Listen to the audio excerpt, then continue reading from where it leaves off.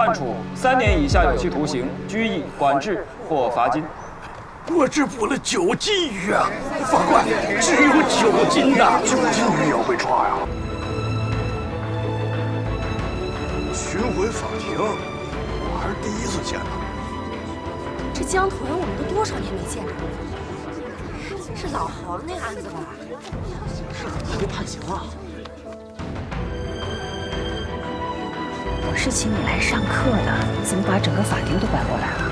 与其我照本宣科的读法条，不如让老百姓直接看到非法捕鱼的后果，这样更能起到教育作用，不是吗？全体起立，请审判长、审判员、人民陪审员入庭。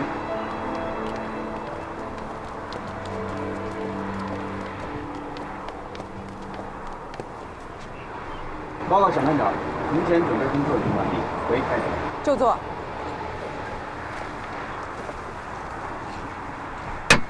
现在开庭。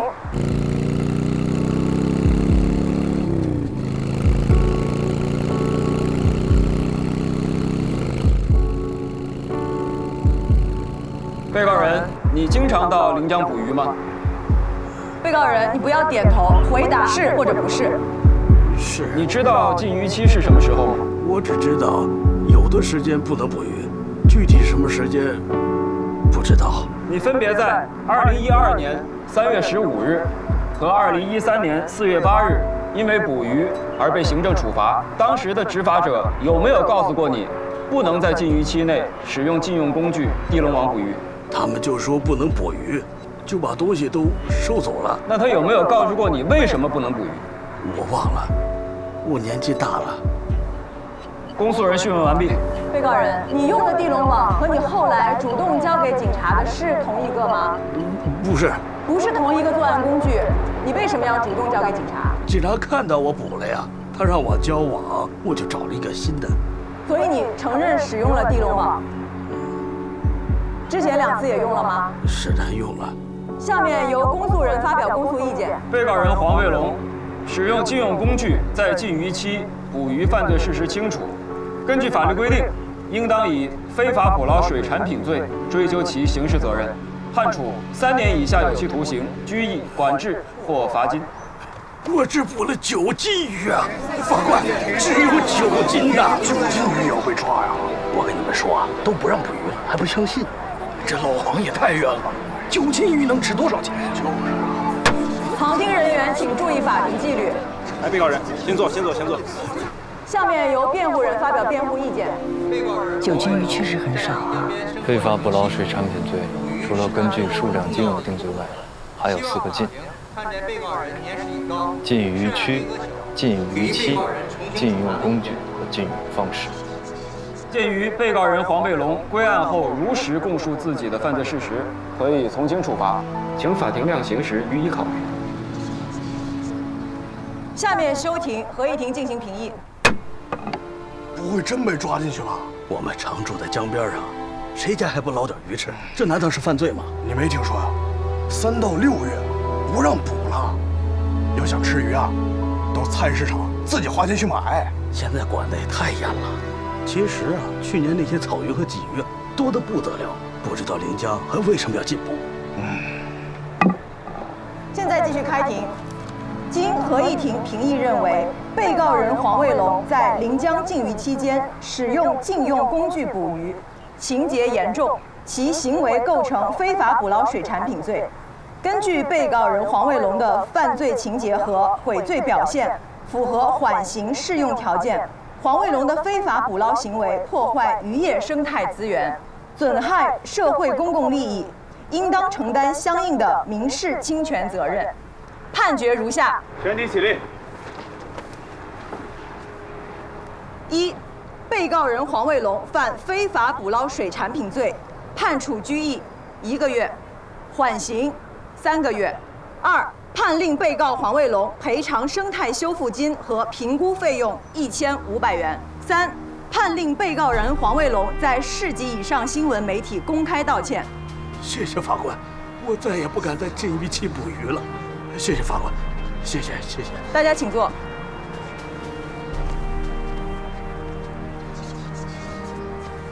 作为本案的主审法官，我想多说几句。今天是我们七星县人民法院环保庭开的一次特殊的巡回法庭，目的不仅仅是为了审判被告人黄卫龙，更想给大家起到一个警示教育的作用。大家可能就会有疑问，明明这2年你们看到的草鱼、鲫鱼数量变多了，为什么国家还要禁捕呢？这个临江水里，大鱼吃小鱼，小鱼吃虾米，你们都知道。但是草鱼、鲫鱼的数量变多了，并不代表着江豚、中华鲟这些濒危物种也变多了。它们本身的繁殖速度就很慢，只有当它们的食物充足了，生存环境得到了改善，数量才能慢慢的增多。李法官这段话说的真的很好。之后，也会反过来那还得感谢夏老师的科普和帮助，达到一个生态平衡。客气了。现在闭庭。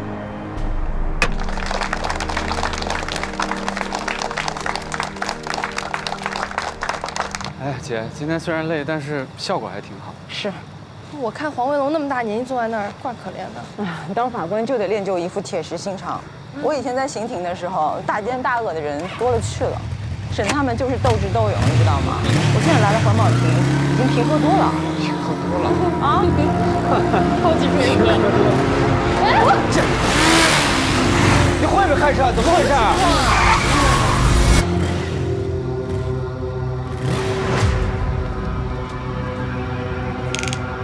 当年，不见你对我有这种好心肠。赵庆生，郝宇，你快去找齐哥，我来保护林法官，快去。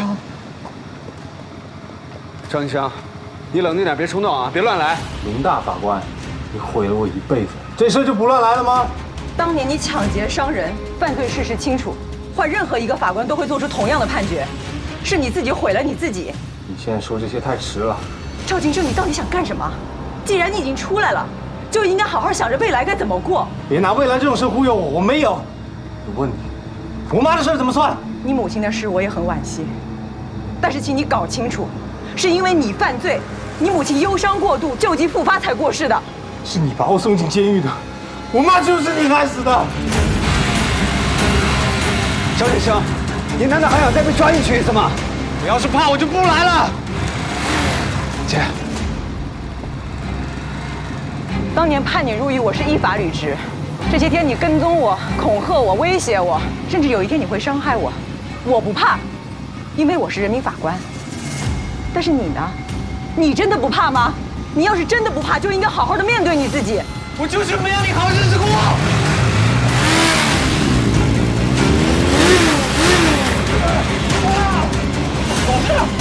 没事吧？没事，今天没事吧？没事。抓回去！有种！你们再把我关回去！好的，再走。反正我不想活了。走。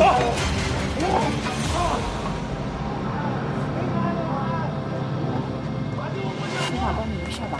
没事。李海兰，我妈就是你害死的！我妈就是你害死的！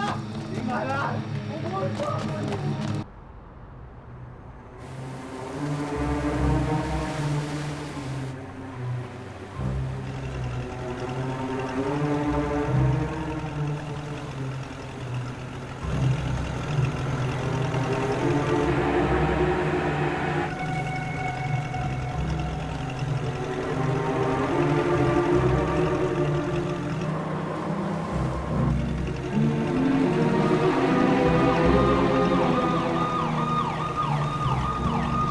我们是大江市公安局大江渔政严格执法，请你们马上停船，配合检查。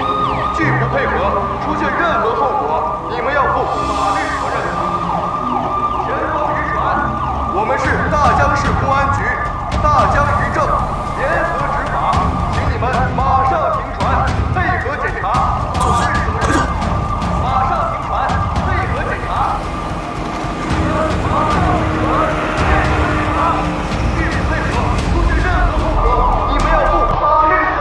快追上前面的走渔船！前方渔船，请你们马上停船！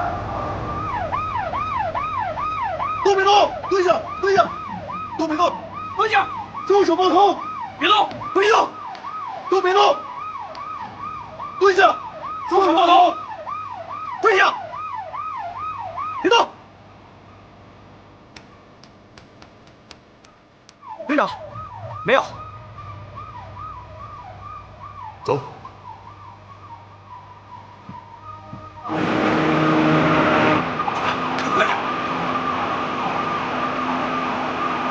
再快点！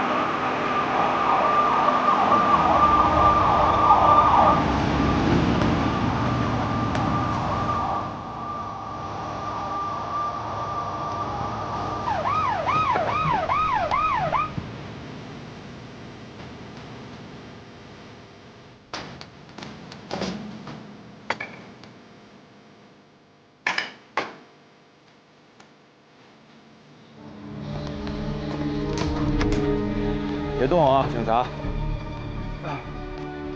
领导，找什么呢？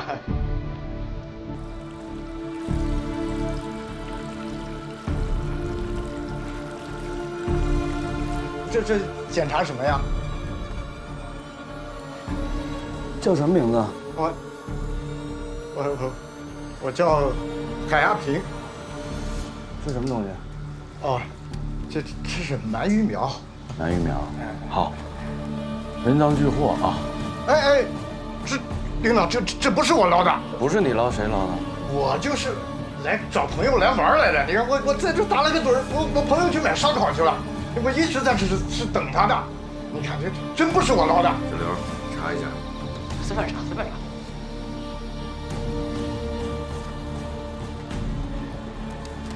领导，最近是进补期，我这点意识我还是有的。小刘，你按照这个名片的电话一个一个的打，你就问问他们认不认识海阿平。哎，领导，我错了。你有什么话想说？你看我错了。这些鱼苗是不是你捞的？我认罚。带走。你瞧，哎呦，领导，哎呦，轻一点，领导。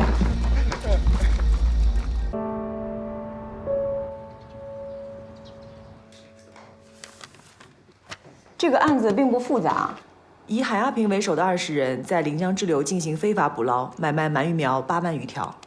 蒋丹在起诉书中对刑事部分的罪名也梳理得非常清晰了，他们把收购者也纳入了起诉对象。我们现在需要讨论的是这些被告方的赔偿金额，以及附带的民事公益诉讼部分。先确定赔偿数额吧。唐元、聂文，说说你们的调研。从被告的供述和我们实际调查来看，一般来说，一条普通的河鳗鱼苗平均收购价在5元，那么稍大一点的10到15厘米鳗鱼苗，价格会上涨至10元左右。但是实际收购中，价格还会根据具体情况有所浮动。我跟庞云走访了县里的海鲜大排档，了解到他们收购鳗鱼的价格大概是30块钱一斤，如果是野生河鳗的话，可以达到100块钱。当然，这里面还包括转卖者的养殖运输成本，还有巨大的利润空间。店里卖的鳗鱼基本上都是成年鳗鱼，所以最低价也要70块钱。贵一点的话，我们2个随机去了一家店，1道烤鳗鱼里面只有半条，但是要卖89。多少？89。考虑到买方和卖方市场形成了闭合交易链，收购又是非法捕捞唯一获利变现的渠道，再结合鳗鱼苗的市场交易价格和评估报告，这个规格鳗鱼苗的涉案价值，差不多要按3倍来计算，完全合理。毕竟被告人非法行为已经给生态环境造成损害。刑事案件中退缴的涉案鳗鱼苗，你们怎么看？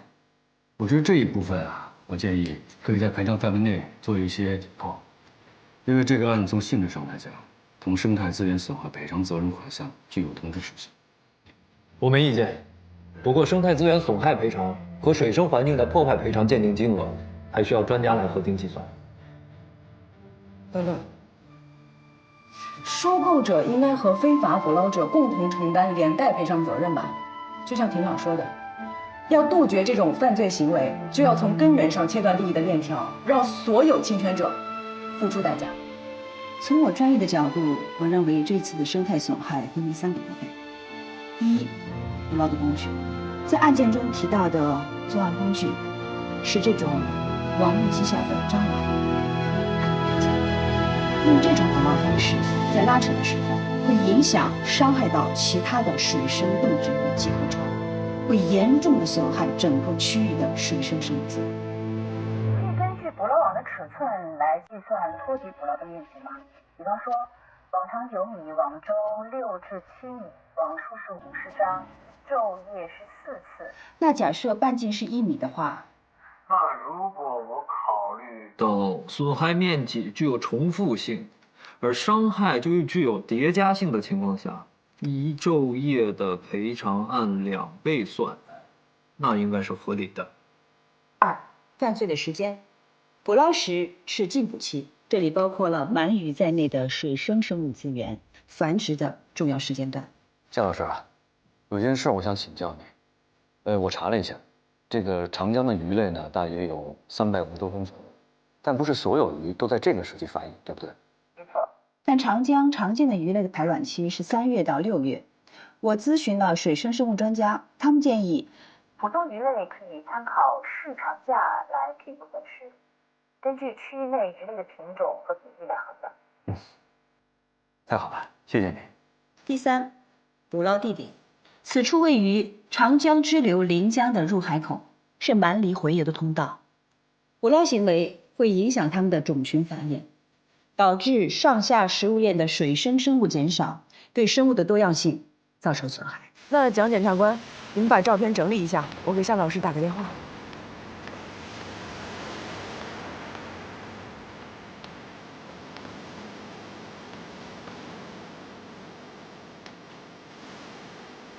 喂，夏老师，我们刚刚拍摄了涉案区域的水下照片，我马上传给你，你帮我看一下损害情况好不好？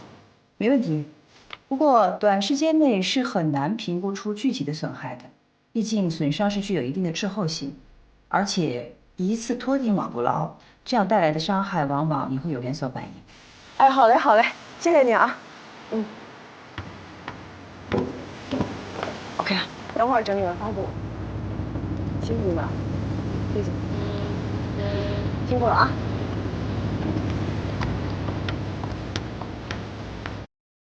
我和其他几位专家也讨论过了，生态环境比较复杂，环境也具有流动性的特点，而且大自然本身具备自我修复性，所以我们觉得评估之上不可能恒定不变。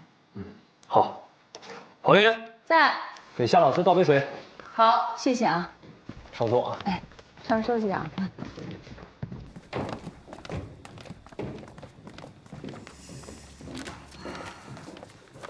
检察院那边给的赔偿建议大概在550万左右。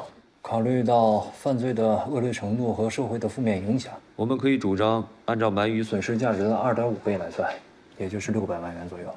我同意。我也没意见。那通知检察院开庭了。定了。现在由被告人发表辩护意见。尊敬的审判长、审判员，我方当事人作为收购一方，与捕捞一方之间不构成共同侵权。捕捞行为在前，收购行为在后，在捕捞行为完成之后，其损害结果就已经发生，因此本案的损害结果与收购行为之间没有因果关系，请合议庭考虑。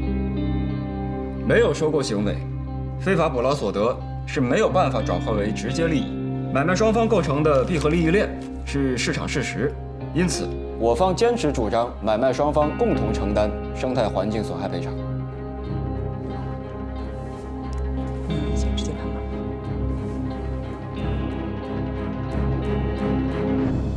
合议庭认为，公益诉讼起诉人的主张合理合法，应依法予以采纳。金星县人民法院针对被告人海阿平等人的非法捕捞、收购、买卖8万余条鳗鱼苗案，判决如下：全体起立。捕捞方、收购方、中间转卖方需共同承担造成的鳗鱼资源损失和其他生态资源损失赔偿责任600万元人民币。已经退缴的鳗鱼苗，按照30元一条进行赔偿金额抵扣。鉴于被告非法捕捞、收购、贩卖鳗鱼苗行为对长江生态资源的可持续发展产生的负面影响，对国家利益和社会公共利益，你还别说这罗远穿上法官袍，有模有样的啊，挺帅。你不是不喜欢他吗？我什么时候说我不喜欢他了？不过我也没说我烦他。实话跟你实说啊，这个人吧，还行，我基本没给他什么好脸色，人家不跟我老太太计较，对我还是有理有节的。从这一点啊，我给他一个大大的赞。不是你说的吗？他的工作是高危职业。那倒是，我现在也这么说呀。不过我想吧，他也不能永远在一线拼命啊。他只要是能够退到幕后来，哎，这倒也是一个不错的人选，年纪也不小了。哎，你过来，我问你句话。希望各被告以自己的实际行动积极参与践行长江生态保护。现在进行他不会是离婚的吧？你对大龄单身男青年是不是有很深的误解？不是我有误解，我也没有偏见。我是到相亲市场给你相亲的时候，人家就这么问的我。哎，他到底结过婚没有啊？没有。哦，那正好，太好了。夏夏，哪天把小楼约到家里来吃个饭呗？发生了什么，让你有了这么大的转变？我是这么想的啊。如果你们俩要谈恋爱，这法院就不会让你当专家顾问了，对吧？你原来唱这一出啊！这个顾问我肯定要当的，我不会放弃啊，妈。哎呀，你这个孩子就是犟，我都没说过你。我告诉你啊，你在大学教书挺好的，非当什么专家顾问，这多危险呐！万一哪天出个啥事儿怎么办呢？还有那饶冰那事儿啊，你得放下。这不是一个饶冰的事，某个学生的事情吗？这个孩子呀，跟你爸一样，我不听了，我不听你说了，我也听不懂。哎呀，这一天磨磨蹭蹭。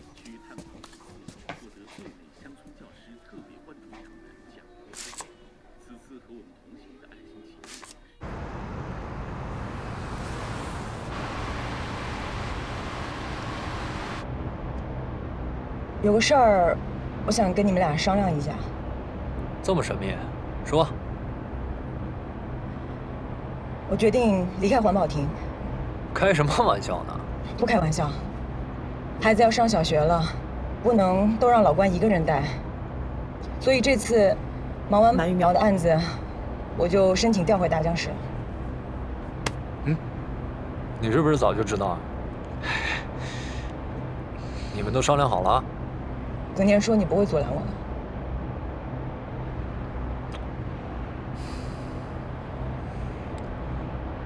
我就是觉得我们这3驾马车开得好好的，你这现在突然说要走，我有点不知所措。我有家庭，不能什么事都扔给老关吧，我也得牺牲牺牲。哎，是这样，海兰，只要你下定了决心，我们一定无条件支持你。海兰，如果要真是因为孩子的问题，要不你把孩子给我们带吧？是。你会带吗？我可以学呀，我跟耿念一人一个。我已经很麻烦你们了，每天接送我上下班的。再说了，你能帮我带多久？带一辈子吗？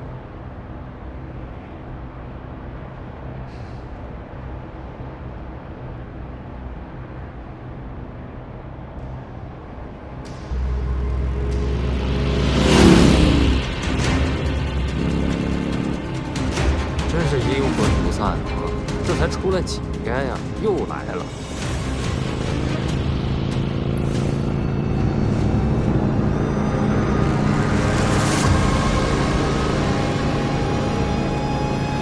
我让你看慢点。要不先别管，等上了高速就好了。海兰，正好我和耿念都在，要不我们下去跟他聊聊？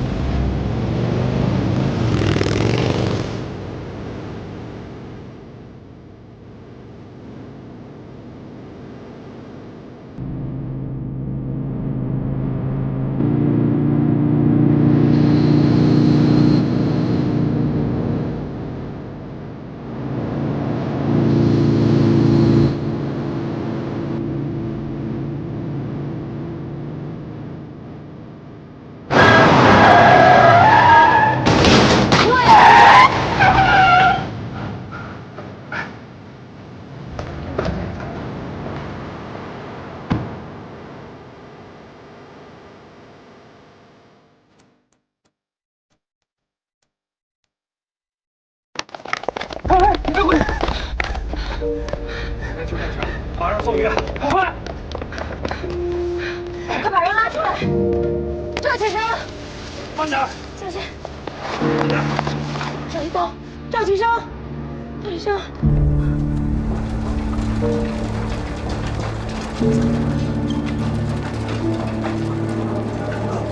海兰，我先去给他办手续。哎，耿念，耿念，怎么了？你刚电话里没说清楚，你没事吧？没事。你孩子出车祸了。我去看看。哎。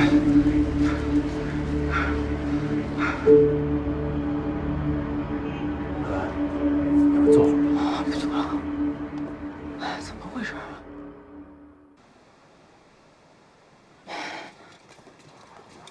林法官，哎，范队长，怎么样？我同事刚刚调查了一圈，发现他一个亲人也没有。朋友呢？啊，事故交警正在处理。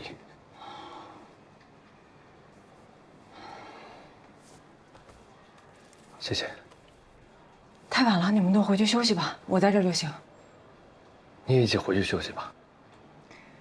他等会儿醒过来，看不见人总不太好。这事儿，我总得解决吧。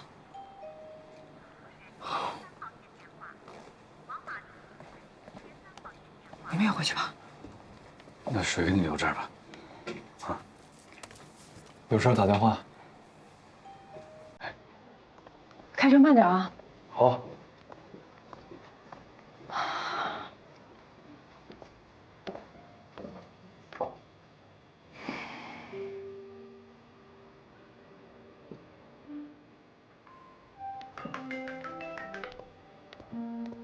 喂，老公。妈妈，悠悠今天又吃了我的布丁，我忘记我已经吃过了，我不是故意的。悠悠，你个小迷糊，怎么吃的东西都忘了？豆豆，早了，跟妈妈说晚安，回房间睡觉去啊。晚安，妈妈。宝贝儿，晚安，快睡觉去啊。不早了，海兰，我们俩早点睡了啊。豆豆，照好妹妹啊。晚安。晚安。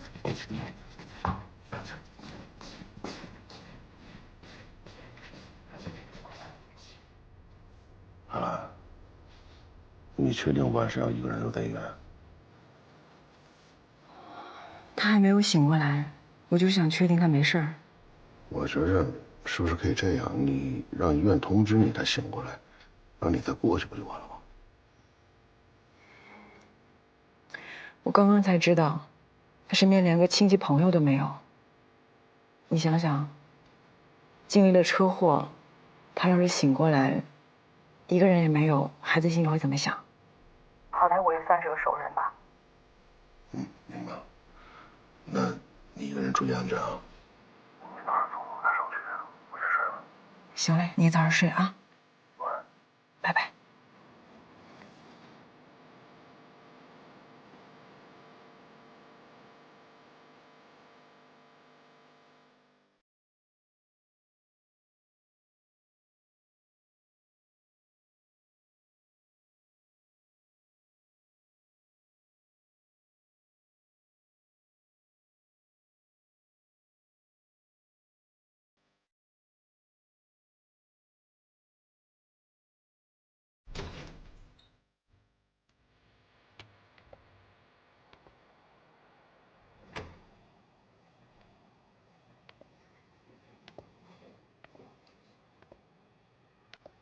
你醒了啊？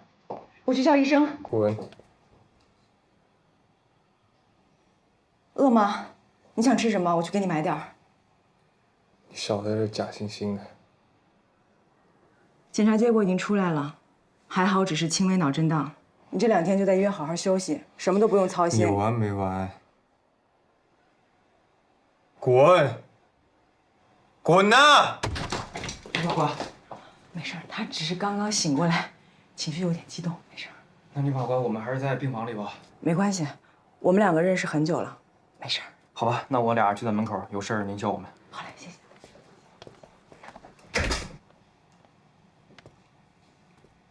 不管你愿不愿意，今天晚上我都会留下来照顾你。你现在想当好人已经太晚了。我没有必要在你这儿做好人，你也别误会，我对你没有任何愧疚。那你留在这干什么？假装同情我，看我的笑话？赵金生，你都多大了，怎么还这么幼稚呢？我活成今天这个样子，完全是因为你。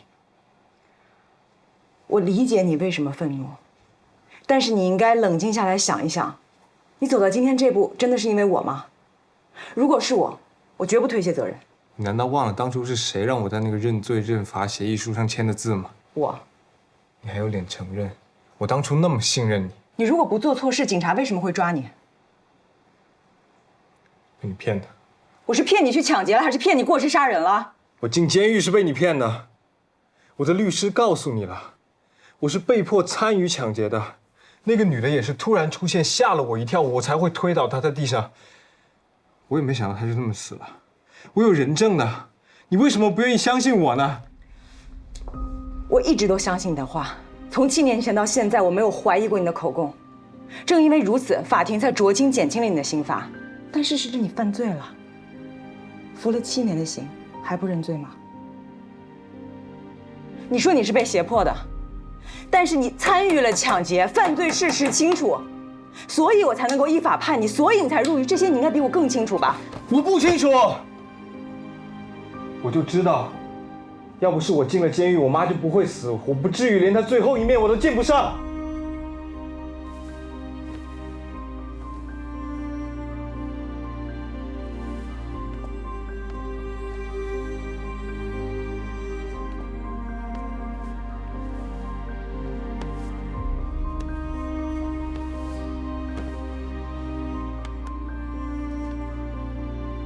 你入狱之后，你妈妈来找过我。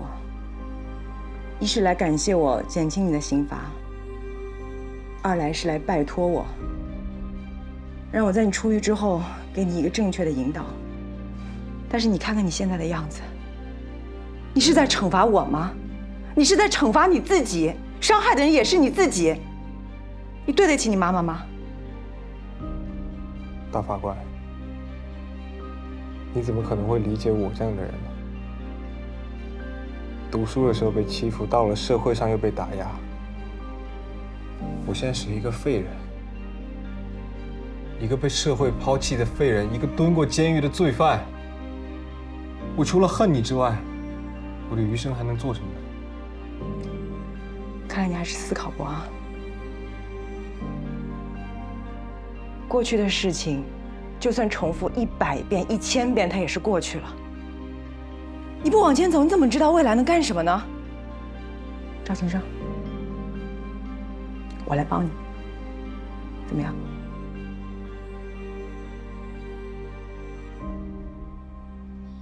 说说吧，今天你怎么想到要感谢我了？我先敬你一杯。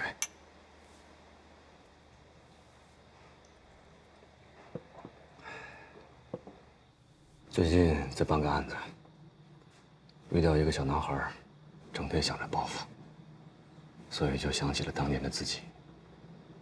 当年，要不是您拉住我，我恐怕早就铸成大错，也不会有今天。耿天，耿天，你要干什么？你要干什么？大人给不了公平，那我就自己去。你干嘛？捅死陈志强是吗？捅死陈志强就能给你爸正义和公平了？啊？你自己不还得进去，还得坐牢？我要跟他拼个一死瓦破，我让他血本血仇。你想过你妈吗？你妈怎么办？啊？你妈怎么办？你妈刚失去你爸，你觉得她还能承受住再失去你吗？耿念，泄愤很容易，啊，捅死陈志强更容易，但是那些做法非常幼稚。咱要是真有能耐，咱自己考个政法大学，咱自己当法官，去实现你心中的正义和公平。你的人生不在陈志强，也不在过去，你的人生才刚刚开始，明白吗？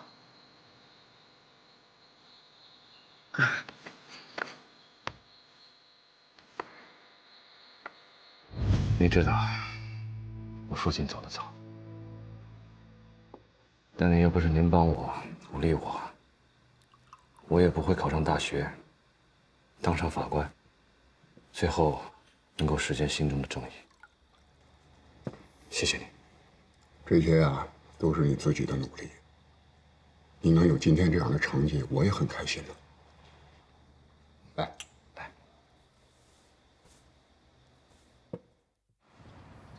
我们接受法庭的调解建议。好，郭主任，这样，你们提供被砍伐树木的清单资料，砍了多少树，分别是什么树种，都查清楚。人工湖的水体安全也请你们拿出一个保障措施。等这2个方案都出来以后，我们法院这边再对双方进行协调确认，监督实施。好的，没有问题。苏律师，你这边还有什么异议？我方没有任何异议。太好了，既然你们双方对调解方案达成了初步共识，那下次会议时间法庭将另行通知。罗庭长，太感谢你了，这个事情弄得我好久都没好好睡一觉了。法庭也是希望这件事情能够圆满解决。你们的诉求，环保联合会的诉求，都代表着不同的公共利益，但绝对不是敌对的啊。我们也是希望园区和联合会能够放下芥蒂，一起合作。您说的太好了，苏律师。之前大家有些误会，多有得罪，您别往心里去。我也有做的不妥的地方。还是罗庭长说的对嘛，咱们都是为了公益，又没有私人恩怨。罗庭长，还有想法？你别紧张，我就是想跟你说一声抱歉。抱歉。我一直以为环保庭的成立不过就是走一个过场，是个形式主义。但这次这个案件，你们不仅考虑了树，还考虑了水。我现在开始相信你们是办实事的人。只要大家彼此多点信任，我相信在环境保护的道路上，我们能走得更远。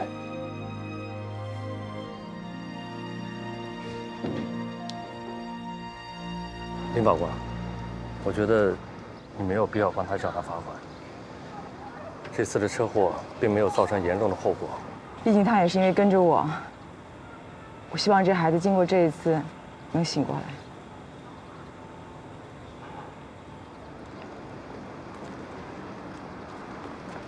队长，手续已经办好了。多谢啊。没事。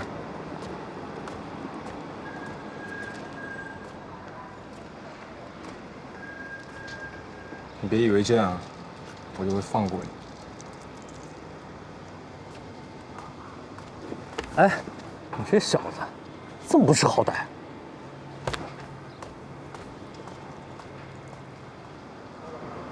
林法官，一定要自己小心一点，有什么问题，一定及时联系我。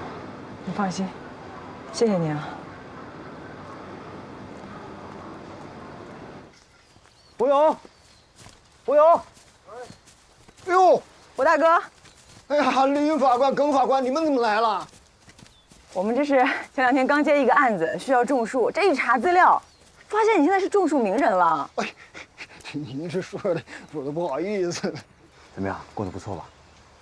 何止不错呀，那是太好了。当初我只会这样的砍树，这次也是多亏你们没把我送进监狱，还让我种树。我这种着种着，我现在成专业户了，家里面的条件也很好了。孩子怎么样？都好，一切都好。来，别站着了，你就进去坐，啊，来看看看看。林法官，您今天来肯定有事儿吧？对，我来其实是有事儿想拜托你。你这话怎么这么客气啊？我这条命就是当初你们救下来的。你要是有什么事儿，你尽管跟我说，我一定办到。我看你这儿人手已经这么多了，还需要人吗？您朋友也想种树啊？我也不确定他想不想，我就是先来问问您，如果您真需要人手，我就回去问问他，看他愿不愿意来。那行啊，那您就去通知他。现在这个种树的工人不好招，毕竟挺苦的。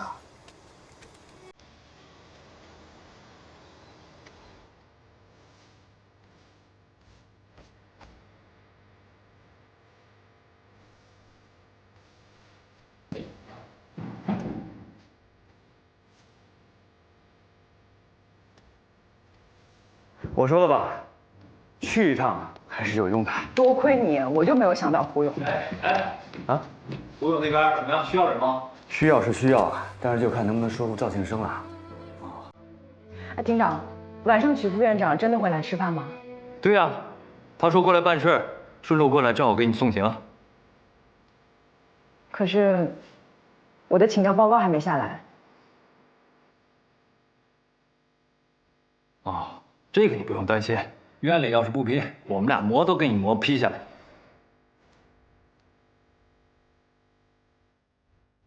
哎，你们换身衣服吧，咱们照个相。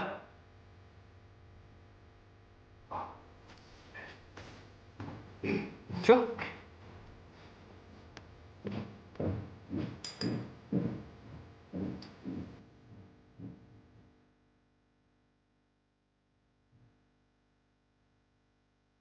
哎，更天海了，准备好了吗？来。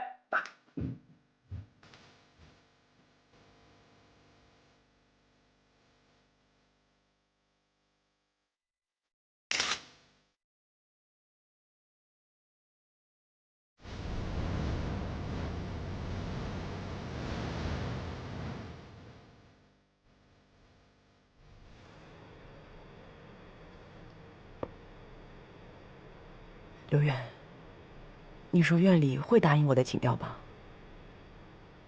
林法官，你这一晚上说几次了？你这太不像你风格了。哎呦，你放心吧，这事儿啊，你让罗远去说。徐远这边请。哎，不好意思，不好意思，我迟到了，让大家久等了。来来，快坐，快坐，大家都坐。来，您来的正好，菜刚上齐。来，坐吧，坐吧，来。早就听说你们食堂菜是非常好吃的，今天终于可以一饱口福了。这个不是我们食堂的伙食，这是罗远人自掏腰包买的菜，这请食堂大师傅做的。那还是食堂的口味嘛。好，大家请吧。好。徐院啊，您不说两句？还说吗？说呀。大家都饿了，不说了，吃吧，吃吧，来，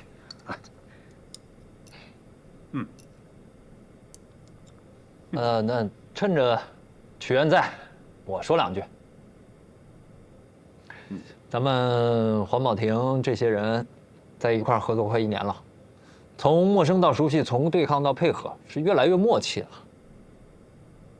但是，海兰跟我和耿面不一样，她的家庭需要她，需要她去大疆去工作。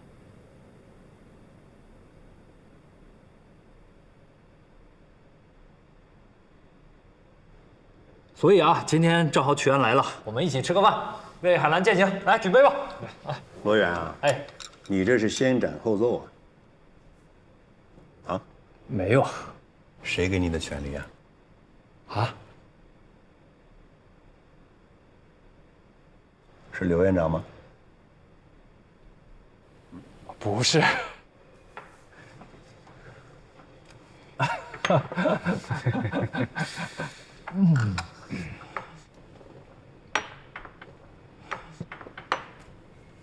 林海兰啊，我想这个事情，咱们必须要慎重考虑。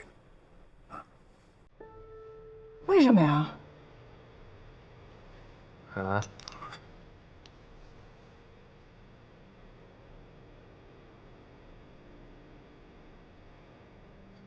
曲远，当时是您亲自来找我，说让我帮环保亭走上正轨，顺便避一避赵庭生的风头。我来了。我们来这完完全全是从零开始干起，一开始没有案子，好不容易求来一个案子，那案子的资料比普通案子多10几倍。我们庭就仨法官连轴转，说不上鞠躬尽瘁，也算尽职尽责吧。回去。曲远，我真的是因为家里掰不开了。我知道你们不容易。当初为什么把你们几位一起找过来啊？不就是相信你们可以从零开始把这个环保亭一步一步的建设起来吗？相信你们可以做好，事实也正是这样的，对吧？各位，你们难道不认为这个环保亭的工作更具挑战、更有意义吗？是有挑战，有意义。我个人是非常喜欢环保亭的工作，但凡我要是不是2个孩子的妈，您让我在这干一辈子我都愿意。但是，我老公已经被公司降职了，他为我们这个家付出了太多，不能真的让他当全职爸爸吧？他乐意，我还不乐意呢。我这份工资怎么养4口人呢？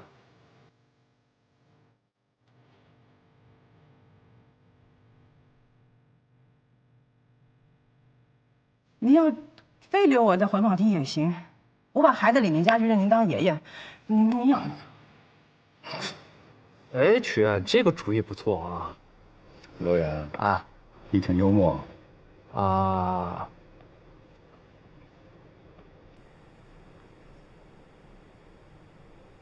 林海兰啊，怎么说呢？要说你这人六亲不认吧，觉得也不准确。但是你说，无论怎么讲，我也算是你一个老领导吧。你可以这样跟我说话吗？不是领导，我不是这个意思。我只是不同意你离开环保亭，我并没有反对你回到大江市去啊。什么意思啊？曲安，您的意思是？哎呀，曲安，您就别卖关子了，你看把他们急的。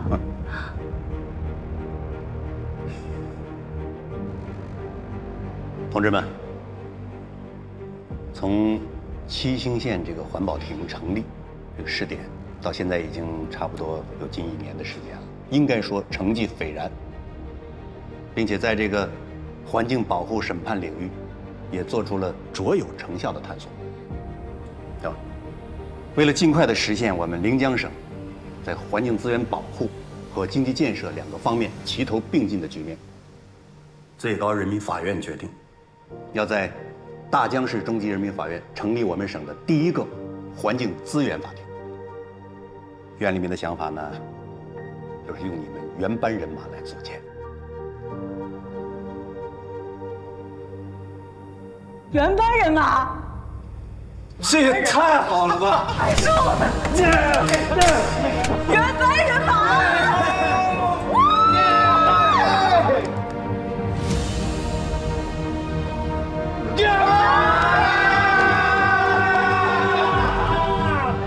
好了，我问问我自己的事儿，我这个当爷爷的名额还有，在，算数吗？算数。居然您当我爷爷都行。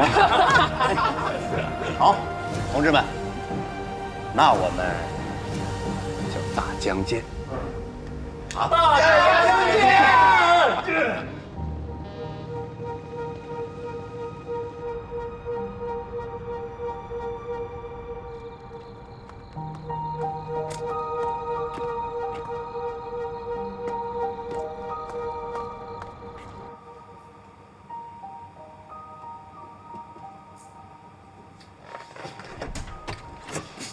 许飞，许飞，我回来了。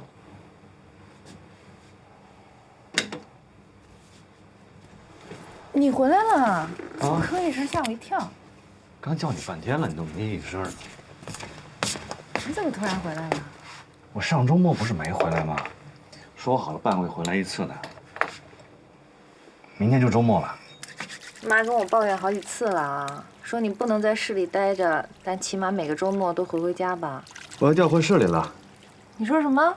我们环保厅所有人都会调回市里，以后啊，我每天都会回家的。真的啊？对啊。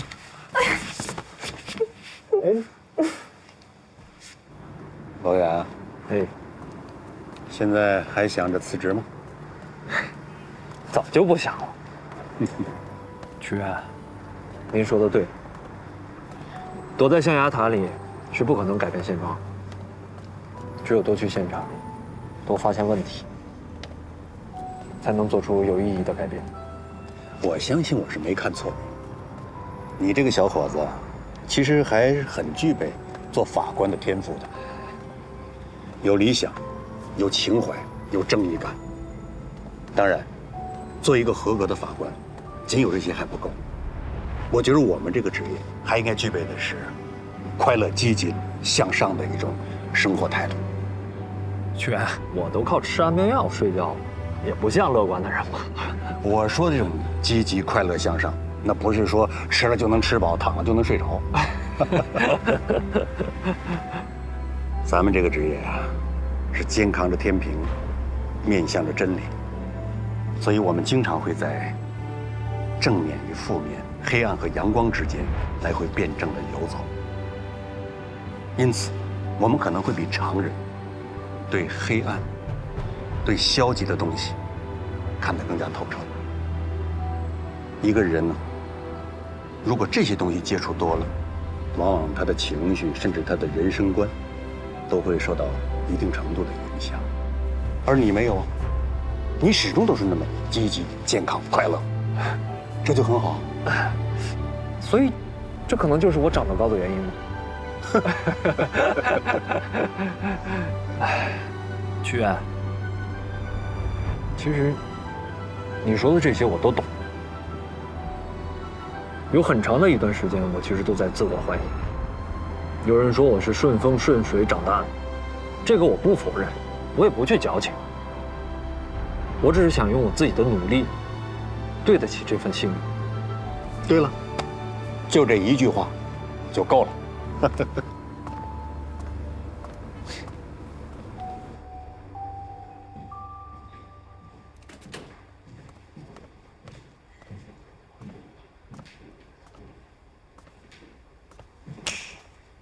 哎，你怎么来了？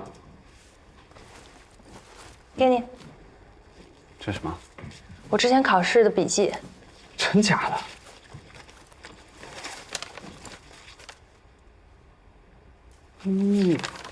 哎，先说好，我可没钱给你。谁让你钱啊？你要不要？不要给我。我跟你说，聂文，这回我把笔记都给你了。你要是再考不过，就是真的。明天不可能，有你的笔记在，我一定能考过。你想好怎么奖励就行。我再想想吧，好好学。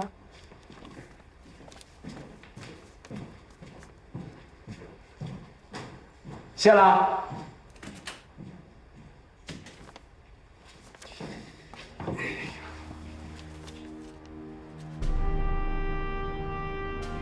为解决环境案件立案难、审查难等一系列问题，加大对环境资源案件审判力度，最高人民法院将设立环境资源审判庭，推进环境资源审判专门化、专业化建设，探索中国特色绿色审判道路。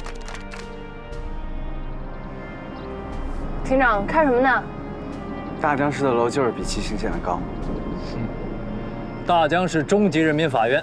下辖12个基层法院，光审判大楼里就有30个法庭，14间调解室，10间羁押室，另外还有5间执行局听证室。教导中院的感觉真好。哎，念哥，你怎么还骑车上班啊？我习惯了。从您家到这儿有段距离吧？来回10几公里吧。可以呀，骑这么远连汗都不出。不是说习惯了吗？习惯了就不出汗了。还是耿法官最环保啊！以前坐班车，现在骑自行车，能学学。罗厅长，你也得学学。这学是可以的，但我现在还不是厅长，任命还没有下来呢啊！都说了人班人马了啊，任命啊，早晚下来。切，酸不酸的？那个海兰的建议不错啊，小庞，抓紧时间做个计划，短期目标减少垃圾。长期目标，我们减少碳排放。上楼，收到。好。七星县环境保护审判庭，在省高院的指导下，通过扎扎实实的司法实践，在审判理念、审判规则、审判机制等方面，进行了一系列的探索和创新，积累了很多有益经验。一些探索创新啊，在某种程度上说，填补了我们临江省环境资源审判司法实践的空白。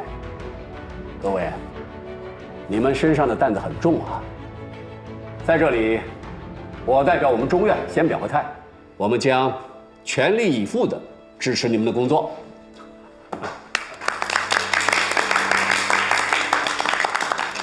田委员的话你们都记清楚了啊？听清楚了。他们这些人，在七星县的时候，那就是得罪人的专业户啊。这回你表态要坚决支持他们，我相信，今后啊，他们少不了要到你这儿寻求支持，你可不能反悔啊！哎呀，你放心，我不会反悔。这天塌下来有个儿高的人顶着。啊，同志们，场面上的话和大道理我就不说了。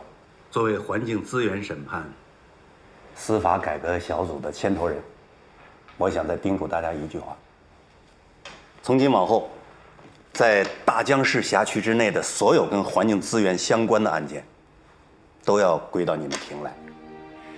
希望大家既要办好案，又不能只办案。你们要时刻记着，你们是环境资源司法改革的先行者，同时也是生态文明的使者。明白。明白。明白。聂文啊，到，坐下坐下，别那么紧张，坐吧。这个，你做书记员几年了？去3年了。还有小庞，我也是印象深刻的，这是学霸型的人才。你来了多久了？曲源，我来这儿已经1年多了。好，他们是先行者，你们是后来人，将来还要看你们的，所以你们要跟着他们好好学，好好做啊。曲源，您放心，我们一定好好干。环资庭在哪儿，我们就在哪儿。嗯，好，看到你们都这么有冲劲，我就放心了。在这里跟大家宣布一下，经中院党组研究决定，大江市中级人民法院环境资源法庭庭长由罗远同志暂行代理，主持全面工作。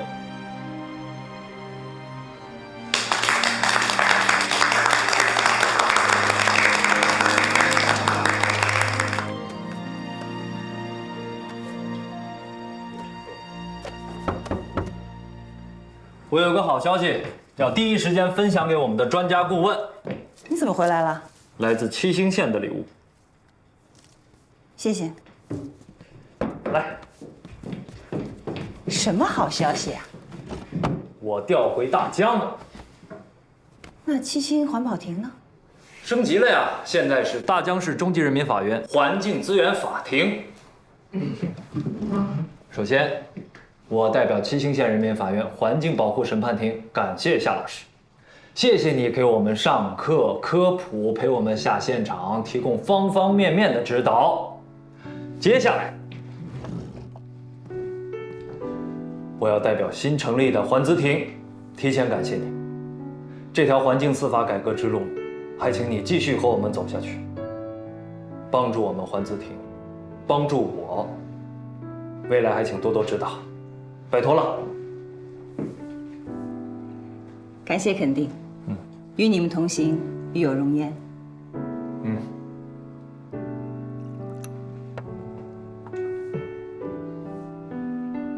祝贺环资庭，祝未来的道路一切顺利，硕果累累。干杯！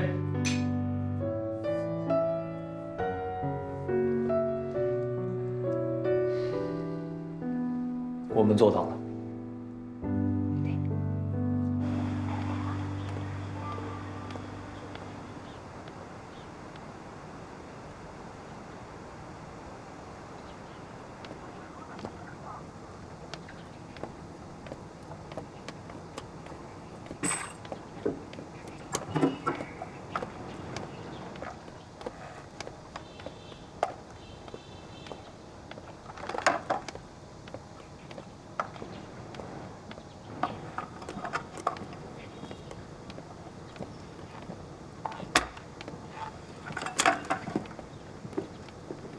不是说吊销驾照了吗？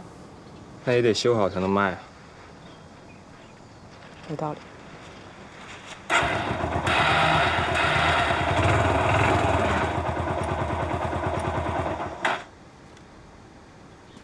车卖了之后打算干什么呀？找工作还是继续跟着我？你可以继续跟着我，但是不妨你找工作啊。林法官，你太天真了。你觉得我能找到工作吗？我说过你能。我能什么？我这个月房租我都交不起。你到底懂不懂什么叫刑满释放人员的人生啊？你才多大呀？别动不动就人生人生的好吧？行了，你别在这猫哭耗子了，滚吧。赵庆生，你24了，成年了。那怎么了？你已经过了撒娇的年纪了。你什么意思啊？我女儿5岁，都知道摔跤了不能怪地板，得自己爬起来。你骂人呢？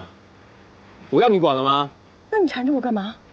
你也不敢对我动手，每天就是跟着我，出现在我身边，为了让我难受，为了让我愧疚，让我来哄你，跟你说对不起，都是我的错。我没有。那你就站起来，有个男人的样子。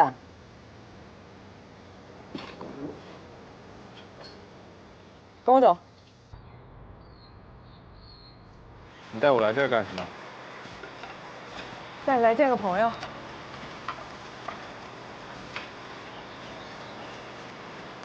今天你怎么没让范队长过来？胖啊，你放心，我是法官，不会知法犯法的。那你不怕我再犯法？你需要一份安定的工作，环境不能太复杂。这里很合适，很安全。你愿意那么帮我，是不是还是怕我报复你？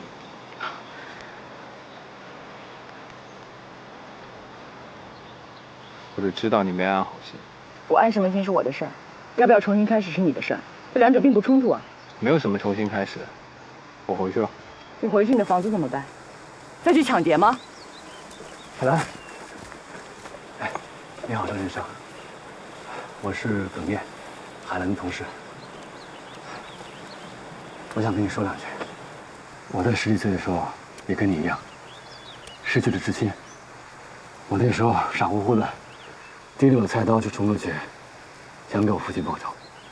不过还好，被我的兄长给拦住了。他告诉我，不要因为别人的错误而惩罚自己。他还跟我说，知识可以改变一个人的命运。你为什么不通过劳动来改变你自己的命运呢？你不想过得更好吗？高法官说的没错，我们只能帮你到这儿了。未来的路要怎么走，你自己定，选择权在你手上。尝尝，这是我们老板烧来的，据说是好茶。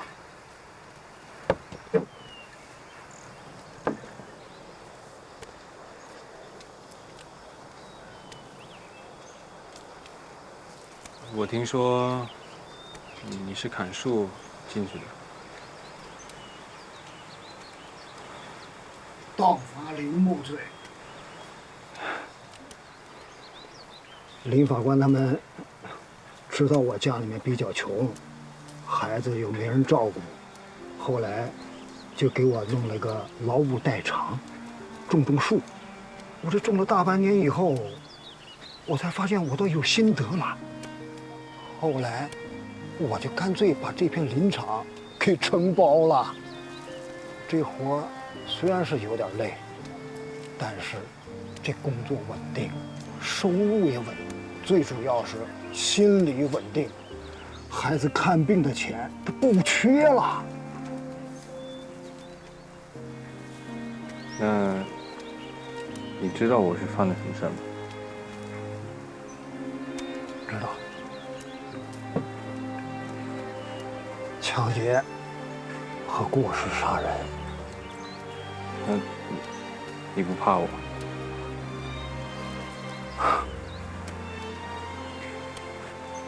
咱们以前都犯过错，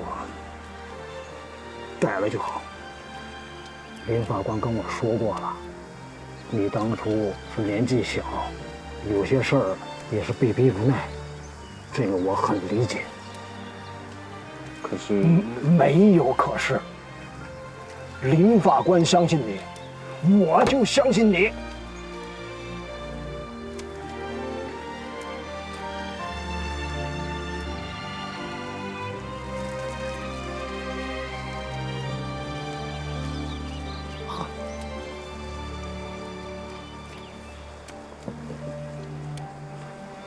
看来是成了。